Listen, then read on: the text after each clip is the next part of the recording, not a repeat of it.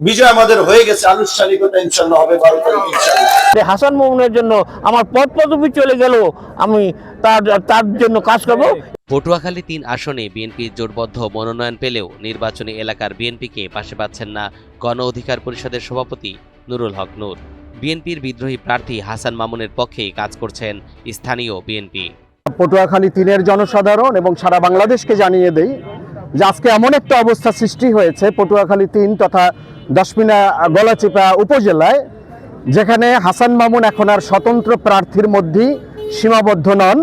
হাসান মামুন এখন দশমিনা গলাচিপা উপজেলায় সর্বদলীয় প্রার্থীতে পরিণত হয়েছেন। সবাই একত্রিত হয়ে আমরা অঙ্গীকারবদ্ধ হয়েছি যে হাসান মামুনের জন্য আমার পদ পদবি চলে গেল, আমি তার জন্য কাজ করব।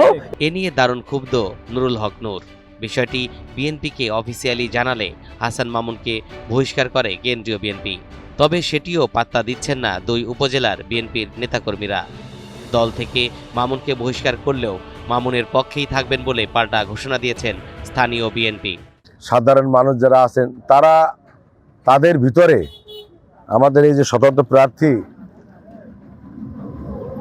হাসান মামুন সাহেব এমনভাবে তাদের অন্তরে অবস্থান গ্রহণ করেছেন, এটাকে পরিহার করা আমার মনে হয় একমাত্র আল্লাহ পাক ছাড়া এই দুনিয়াতে আর কেউ পারবে না। যাকে আসন সমঝোতা করেছে সে তো কোঠা বিরোধী আন্দোলন করছে। আমি একটা কথা ক্লিয়ার বলি, সে কোঠা বিরোধী আন্দোলন করিয়া সে কোঠায় কেন এমপি হতে চায়, এটা আমি এই বাংলাদেশের জনগণের কাছে আমার প্রশ্ন। এমন পরিস্থিতিতে জয় পাওয়া অনিশ্চিত হয়ে পড়েছে ডাকসুরেই সাবেক ভিপির। এ ব্যাপারে কেন্দ্রীয় বিএনপি তাকে খুব একটা সাহায্য করতে পারবে বলে মনে হচ্ছে না।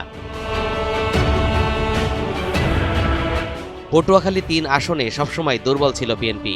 ৯০ পরবর্তী কোনো নির্বাচনেই এখানে জেতেনি ধানের শীষ। গত কয়েক বছর ধরে পাল্টাতে শুরু করে সেই পরিস্থিতি।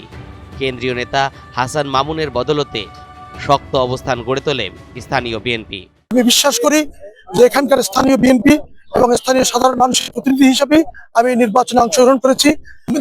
দীর্ঘ ১৭ বছর মানুষের পাশে আছি, লড়াই সংগ্রামী নেতাকর্মীদের পাশে আছি, রাজপথে আছি।